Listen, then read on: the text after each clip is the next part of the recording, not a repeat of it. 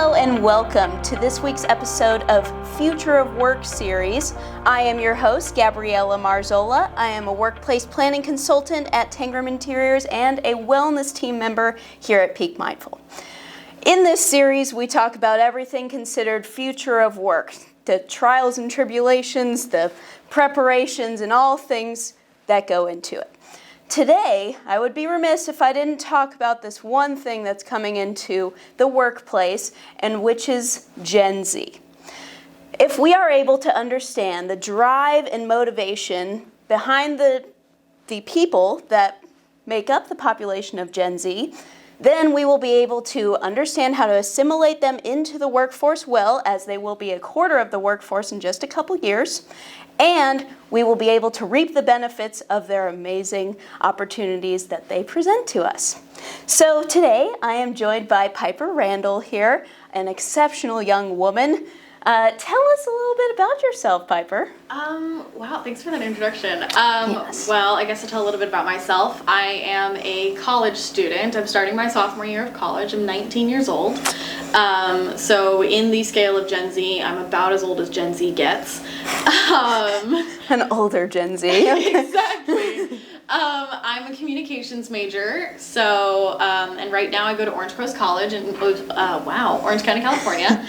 And yeah, I'm an executive producer here at Peak Mindful, so I oversee all the content and, keep tabs on social media and everybody and that kind of stuff. Amazing. So I want to ask, what made you want to go in for a communications major? Honestly, it's kind of a funny story. I thought I wanted to be an interior designer when I, was handed a paper on what do you want to be when you grow up when I was 17 years old, and was like, I don't know, this. And I thought it was going to be great. And I actually ended up taking a couple art classes, and I just did not like them. I didn't feel like I was doing well with them. But my first semester of college, back in fall 2019, I had taken a public speaking course, and I had done so well that my professor, I swear every speech that I gave was like, you need to join our speech and debate team. I didn't end up doing it because I had so much going on, but that's kind of what really drove me to maybe I should try communications, and I love it right now. All right, so you definitely had the thought of being in that kind of industry a little bit. You were like, hey, you know what? This is something that I'm good at, and I'll go for it. I like it. Okay, so in terms of like what you want to do when you grow up, let's talk about that, I guess, like your career goals and how you're looking at or job searching, just let's talk about that. Yeah, well, so what I did how I got my job here actually was I was working at a retail place. I was working at the Gap, and I did love it. And I just one day was like, I don't want to be doing retail for my entire college career. I want to do something more. And, I had studied film for about 2.5 years in high school with an academy. And I was like, well, I did kind of like it. I didn't know what my strong point was in it yet. But I literally just one night, I swear at midnight in my bedroom, went on LinkedIn and just matched with everyone under the sun that had anything to do with anything that I thought was cool.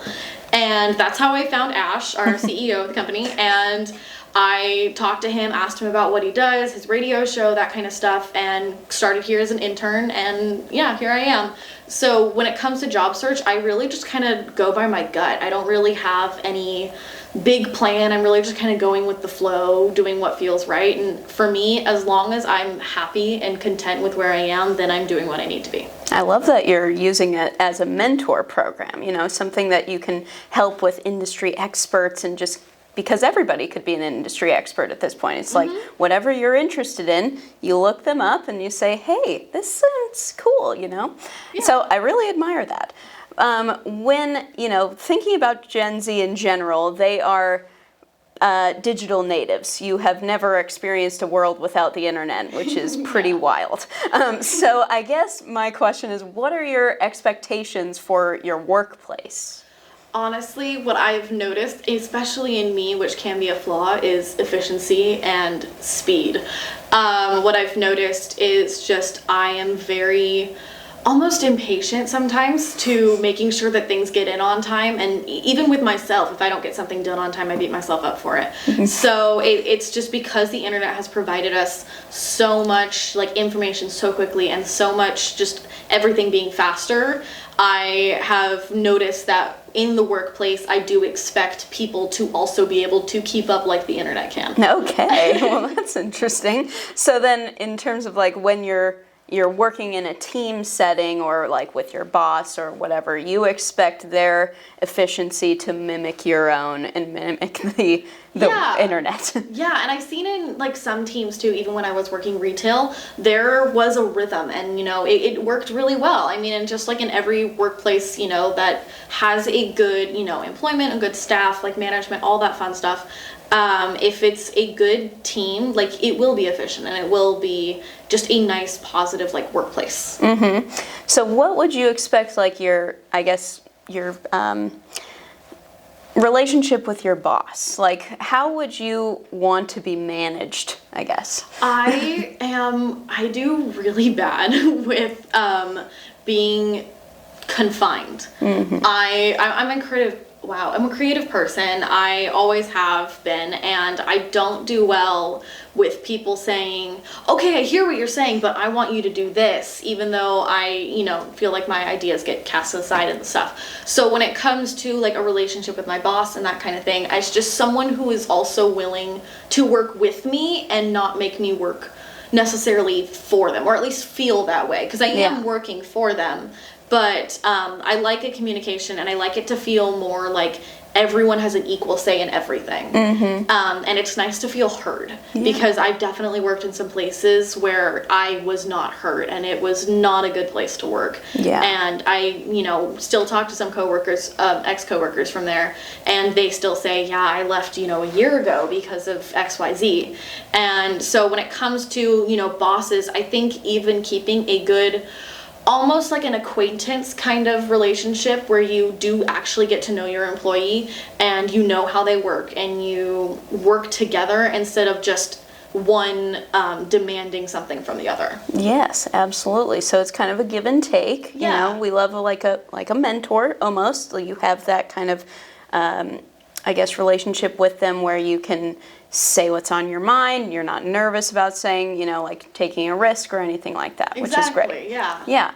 And then I guess going off of your like positive workplace thought, for something like, I guess, do you know any examples of like companies that you admire for their, I guess, inclusion or what they do right in your eyes? Okay, I am I'm pretty sure almost everyone in Gen Z is at this point is a huge fan of TikTok. Of course. And I really like TikTok because I feel like it has become the app of Gen Z. Like, millennials had Vine, and I definitely still watch Vine, but I wasn't really involved in it. Right. And TikTok, as people are saying, has become the new Vine. And I really love the app, and I think there are so many different sides to TikTok. It even is like down to hashtags, where people have like the word talk in the category that they are in. So people who like a certain thing can literally look up their word and then put talk at the end of it, and there's a whole bunch of videos of things they like.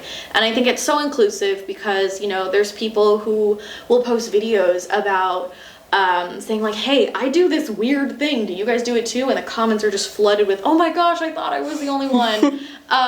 Or it's like, hey, this is something that I really like doing, it's an art project, and then it becomes a trend on the app. Yeah. And I think it's just really inclusive, and it's become a community where people can just discover new ideas and new things, and even like learn a little bit, because people will share, even we do it on our TikTok. I learn a lot. Yeah, we share a lot about mental wellness, and people do it about, there's some who their entire pages are about how to do your taxes and like that kind of stuff. So I think it's a really nice, inclusive brand. Yeah, absolutely. You're right. And then, from workplace productivity, from inclusion, from everything like that, maybe give me your top 3 most important things that you're looking for when you are looking at a new job. Oh, okay. This one's a good one because when I did go on my giant job hunt, I definitely had these lists and did not have patience for anyone who didn't have them.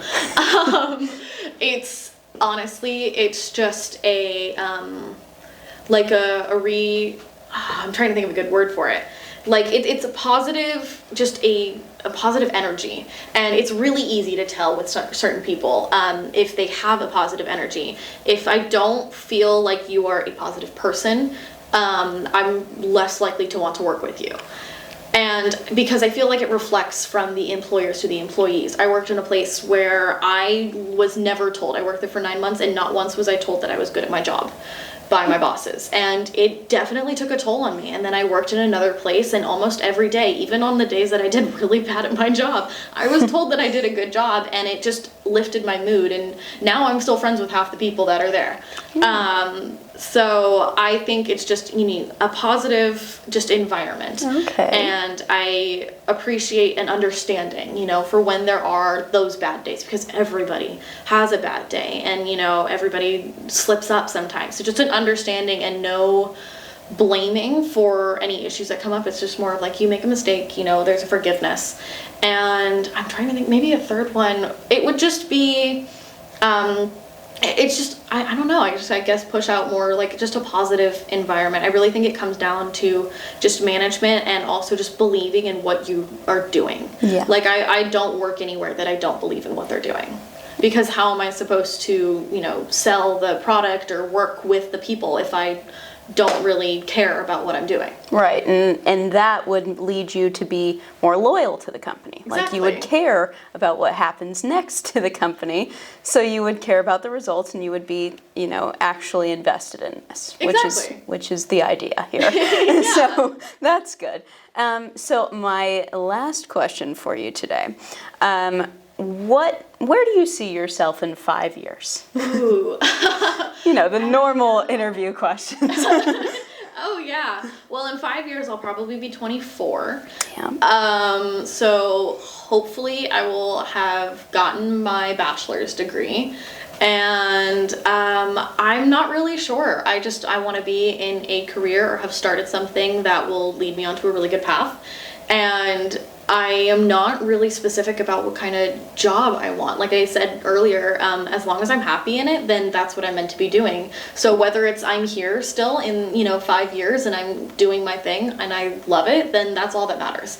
So just as long as I'm in something that I feel supported in, financially, emotionally, in every way, shape, and form, I think that's just where I would like to be.